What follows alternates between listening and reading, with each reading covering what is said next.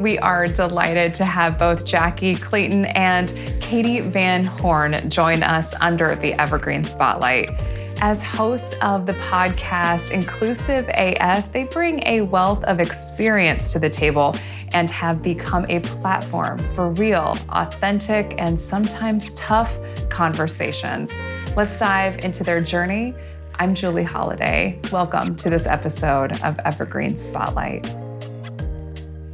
Jackye and Katee, thank you both for joining us. And we're curious of how you came up with this theme for your podcast and also the name. It's very fun, Inclusive AF. Tell us all about it.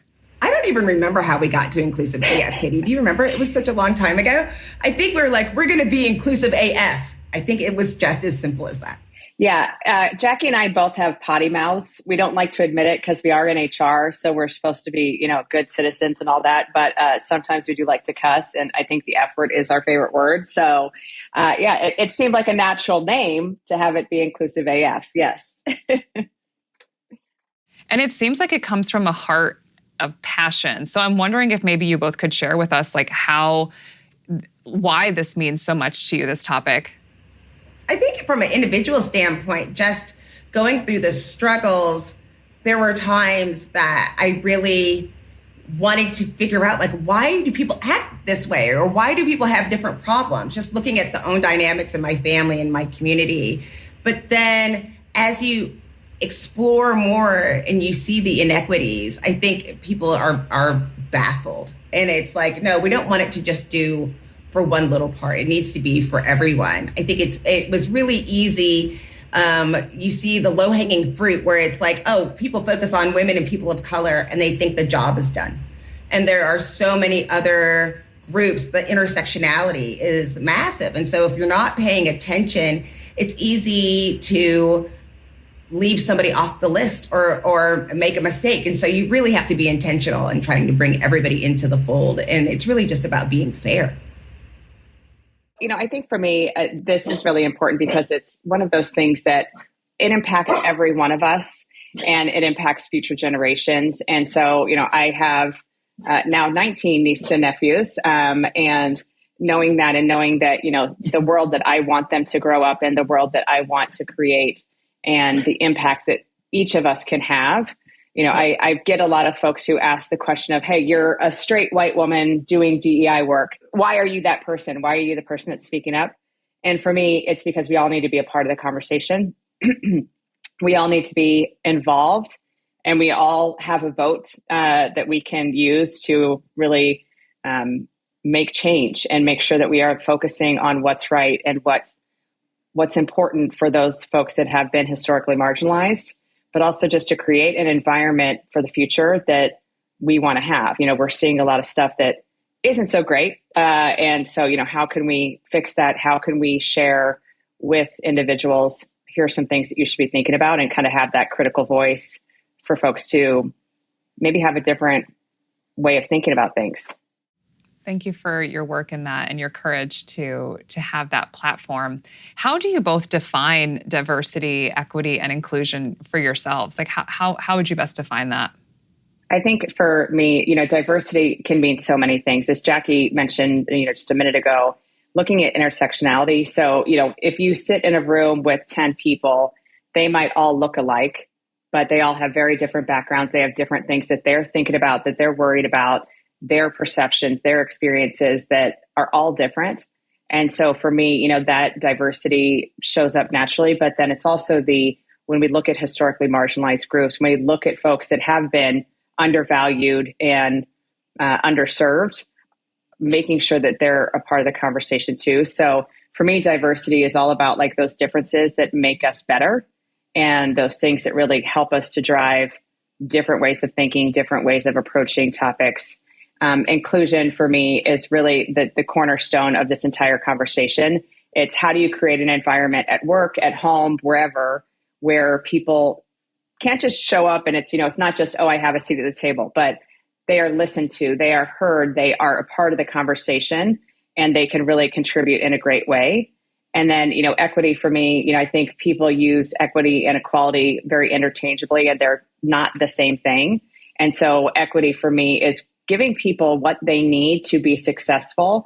And, the most kind of visible one that I think a lot of people can relate to is, if you have someone that has a disability that needs a ramp or needs a elevator or whatever it might be, that's a no-brainer that you go, oh yes, let's give them those tools so that they can get where they need to go. But we aren't doing the rest of those pieces to really create the equity for how do we make sure everyone is able to contribute at work in the right way. And I think when I think of DEIB and diversity, I think has been just people that are different backgrounds, looking for people who have these different experiences and bringing it to the table. When I think about equity, it's really about, as a result of leaving people out of the conversation, what could they be missing out on? I think it's important. Just thinking about housing, right? I want to buy a home. My parents were one of the first generations of people that were able to move in the neighborhood they were. It was illegal for them to move into the neighborhood, and they were restricted because of being Black people. That was my parents. That wasn't my grandparents or 3 generations back. So if you weren't able to live in this neighborhood, how could that have affected you? If you were regulated to certain areas, what does that mean for your education? And do we need to do something for you to make sure that we're on the same playing field? I think we hear a lot about, oh, we're all given the same opportunities, and we just weren't. And when you don't have that historical context to reference, then our experiences are different. And so in order to make it equitable, we want to make sure that you have everything you need in order to make it an even playing field. When it comes to inclusion, I think one of the biggest myths that we have is looking at majority rules. Inclusion means doing the opposite of that, of looking at who is not being valued because maybe there's not that many people. It's a lack, maybe there's not that many numbers, and we're not going to look at the majority. We're going to look at the minority of the group and make sure that their needs are being there. And then the belonging is really feeling like this was made for me. This is something that was made and created with me in mind. Really gives you that sense of belonging, because you can be invited all day, but if they don't have the things that make you feel comfortable, you don't feel like you're belonging, and you don't feel like you're a part and been considered, then it causes a wedge. And all of this is in an effort so that you can do your best work or be your best self. When any of these things are out of order, you're just not showing up in a way that maybe that you even want to, or in a way that you can be authentic so people can get to know the real you. And so you're doing a disservice to yourself and to somebody else. So that's what I think about when we think about DEIB. How do you go about choosing not only the guest, but also the topic? There's such a wide range. What is the process there? I think we're naturally curious. There's a lot of people who have an interest in the Inclusive AF podcast. I'm always baffled. There's so many people that are like, oh, I'm a fan. I listen. And I get so excited. But then it's really just looking at their background, because I think we intentionally look for ways that people are different, we're curious about what are they bringing to the table? Or I see you live in Iowa. What's that like? Like bringing all these things up help us in developing those topics. Wouldn't you say, Katee? Absolutely. I think we've been very fortunate that we have, hit the radar of some amazing folks who have reached out to us and said, I want to come on and talk about this topic. And I want to, share what I know about certain things around this, DEI space. And it's been great because, we get the education from each of these individuals, but also, we are curious to hear, what do you want to share and what are you experiencing? And so being able to give a platform to share those stories and share those, that space. We've had folks that are talking about natural hair products. We've had people talking about, how they think about from a spiritual perspective, like all of these different things that it just, I think for us is really cool to personally hear the stories. And so, when Jackye and I are looking at guests, it is like, hey, is this something that we would find interesting? Okay, yeah, then let's have them on and let's talk to them and hear their story and hear what they have to share. And, again, we've been very fortunate in that, we've been able to do that and highlight some great folks. It's so cool to be able to bring your passion and like, what am I interested in? Let's make a show. Absolutely. It's very cool. Can you give us a few examples of of common tough conversations that are being had where there's a challenge, but then there's also a navigation to it? Maybe just a few examples that you've heard. Jackye and I are both in the tech space in our different roles. And so I think obviously historically tech has been dominated by white males who are all lovely individuals, and we, have great friends. But looking at, how can you bring new voices, new faces, new perspectives into those spaces that haven't, had haven't had other involved involved, the ability to have those other perspectives, other voices at the table when you're building new products, when you're looking at how to really approach different topics. That for me, I think is something that's really important. But I also think it's how do we create spaces just all around? We have shared a story on the podcast a few times about a financial institution that we all know very well that hired, like 6 amazing Black women. It's very senior level. And, they created this, hey, oh, look at us. We're so good at DEI. And all of those women left within about 6-8 months of joining the organization. And it was because of the fact that they weren't heard. Their ideas were not valued. They weren't able to actually implement any change or do things that would create great spaces. And so it's also not just talking about how do we bring diversity from the kind of the bottom up interns and, kind of those frontline folks, but also at that very senior level and making sure people are thinking about all of the pieces. So it is that inclusive environment where people can change the way that we think about an organization and the way we think about just getting work done in the right way. I don't know, Jackye, if you have, probably more to add. Well, my favorite topic is just white women. I get Katee to speak on behalf of all white women at least once a month. I ask her to please take responsibility. She says that she can't, but I think she can. Just the intersectionality of feminism and race and what that means. I think a lot of women, will come in and it's like, we're not the same. We're not the same. And me and Katee recognized that. And we were able to, embrace that, accept that, and move forward. Where I think there's a lot of conflict within Black women, white women, women of color, and white women, the experiences when we're still trying to navigate fairness and equity for women as a whole. But then understanding that we're coming from different lenses. And so we have to talk about that just because it's our own lens. It comes up a lot. I think it comes up probably on our podcast more than others, just because we're looking at it from our own lens. And we hold our guests to task. Like, you wanted to come here, right? So we're going to ask the question when things come up and it seems just a little, something about this isn't driving, then we'll bring those things up. And I think it's difficult for people if they haven't been tasked with that in their efforts of trying to be more inclusive. What is your vision for the world, for culture? What would you like it to look like? People just need to take just a little bit more time and be more thoughtful. And I would love for people to at least be thoughtful, starting to being aware of their own personal bias and know that a bias exists. Sometimes it's just as simple as that. I mean, I live in Texas. And I've been with people who have been born and raised in Texas, and we were in Chicago and they asked for sweet tea. And it was like, why would you do that? Why do you think that they were so upset? And the person was like, can I bring hot tea? And it was like this whole conversation. And it's like, why don't you know that it's different other places? And how do you think this is affecting your life? Like, this is just a beverage. You have no idea, like, the culture of what's going on. I just want people to give people a chance and recognize that the world is so much bigger than them. I just think that's just so important, and just to be able to acknowledge that so that we can all get together. And I also want to see us be more innovative. I think it prevents us from progressing as a community and a society. And we're not, I would like for all of us, again, to be our best selves. We're just not doing it if we're distracted because of things that are really, really basic. And I think that's what comes up a lot. And I think on my end, there is a level of fear of where we are right now as a country, as a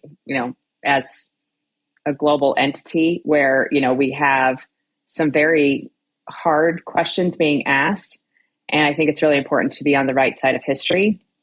But I also think we have some very important questions to ask. And I want to create hope, and I want to make sure people understand that there is a way to do this the right way. And so for me, what do I want to create? I want to create a space where people ask those questions and come up with their own thoughts. But also, to Jackie's point, that they go out and experience the world and learn that, hey, in this culture, you don't, great example, when you are traveling abroad, a meal is hours and hours long. And for anyone from the US, we're like, wait, why isn't the server brought our tab yet? Why aren't we leaving? We need to go constantly. And it's just a slower pace in a lot of other countries.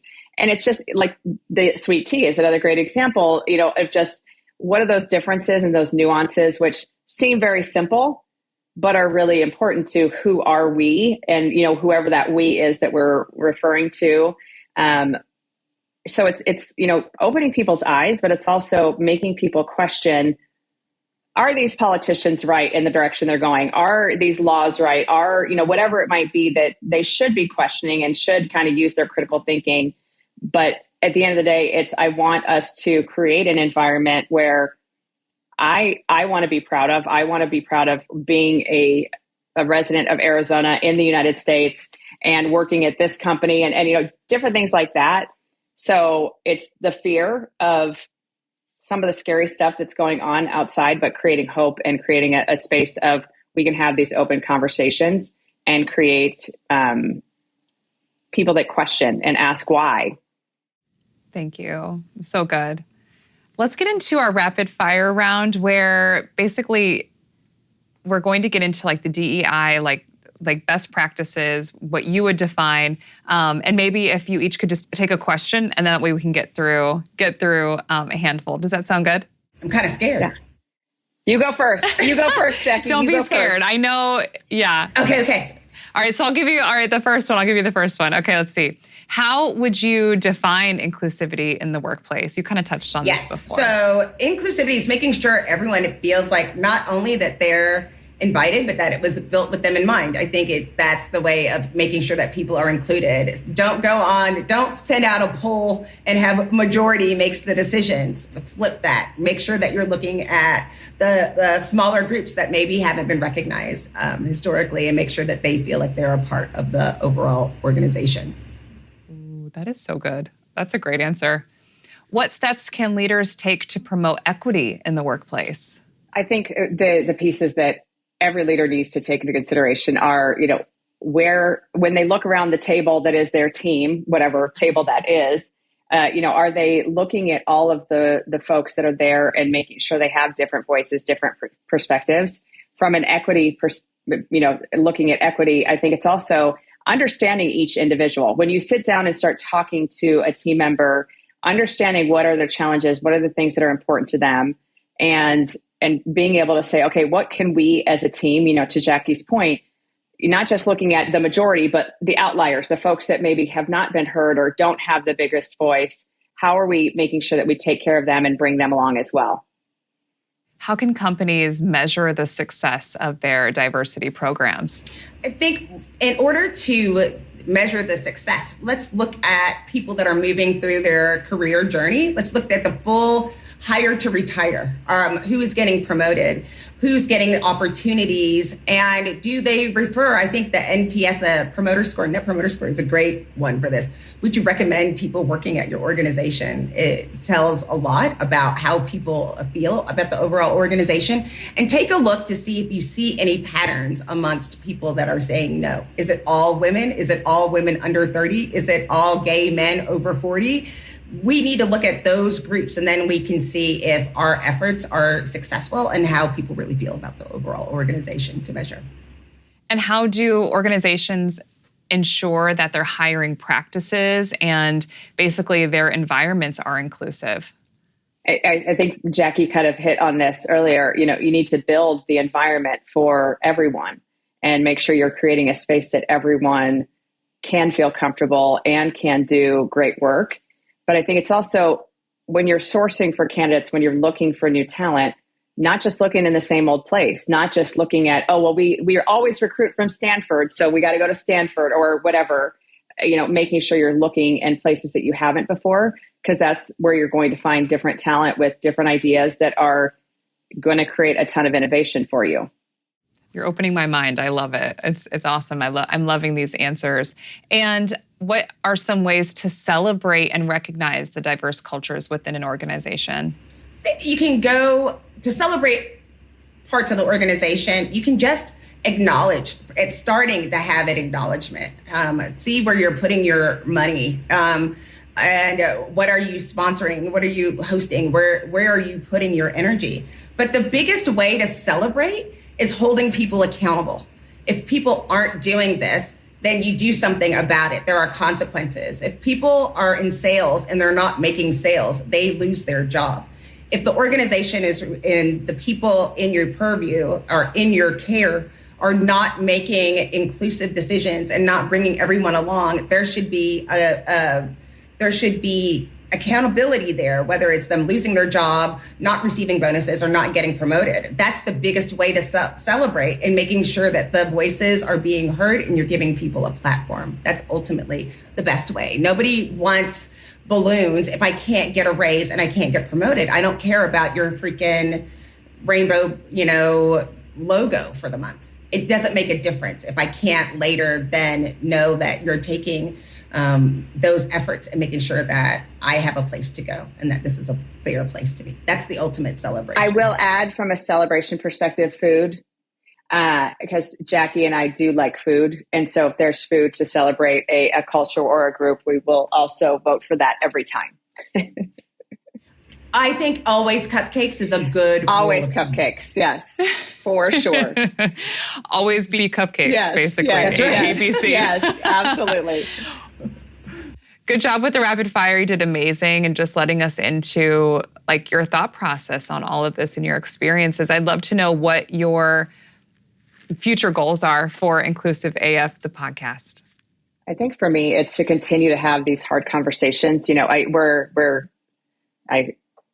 will try to stop talking about politics. Actually, no, I won't. But, I think we're going into an election year that is a very important election year, and a very important, there's a lot of things going on, especially when we talk about women's rights, when we talk about the rights of the LGBTQ community, when we talk about just overall, how are we honoring the differences of people that live in the United States? And then I think, again, also on that global level, we have a lot of conflict going on that is very, very stressful for folks, making sure that we're being thoughtful about who we're talking to and how we're sharing those stories, so that we are being, again, inclusive.